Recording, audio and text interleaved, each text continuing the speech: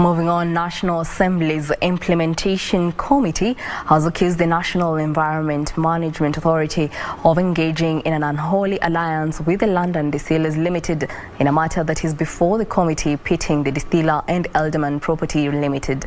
The Distiller had written to Speaker Justin Muturi charging that members of the committee had received bribes from Erdemann so as to rule against it. A parliamentary committee is in the eye of a storm following allegations that it had received bribes from a petitioner. The Erdemann Property Limited had petitioned the Implementation Committee for the closure of a London Distillers Limited on allegations of pollution. While the National Assembly Standing Committee on Environment had returned a verdict against the distiller, accusing them of pollution, NEMA was yet to close the company, leading to the petition by Erdemann.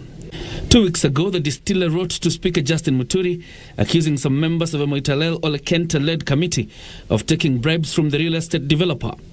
The Implementation Committee is now accusing NEMA of engaging in an unholy alliance with LDK by appearing to side with the distiller. Kenta, who is a Narok North MP, has however dismissed the allegations by LDK on bribery, terming them as concerted efforts aimed at tainting the image of its members. If we were a malicious committee, or if our members were malicious, and if we wanted to benefit from any quotas, I think LDK should not be operating now. We should just say, close it. If we are paid by somebody to close it.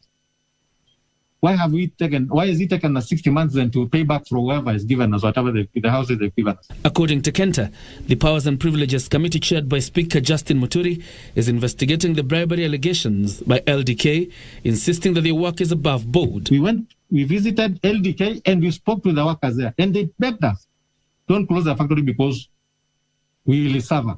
And there are many of them, and we assured them. And that's why we have been giving NEMA all these chances. We have heard about the plight of those people who are also crying because of pollution. Members of the committee want sanctions against Environment CAS Mohammed Elmi and NEMA boss Mwamo Boru Mamo, accusing them of cover-up. Unless you direct us to have this public participation meeting, for us, we will continue looking at those parameters even after these results are out. If we not any issue of non-compliance from any quarter, whether it is EPL or LDK, we will take appropriate enforcement action.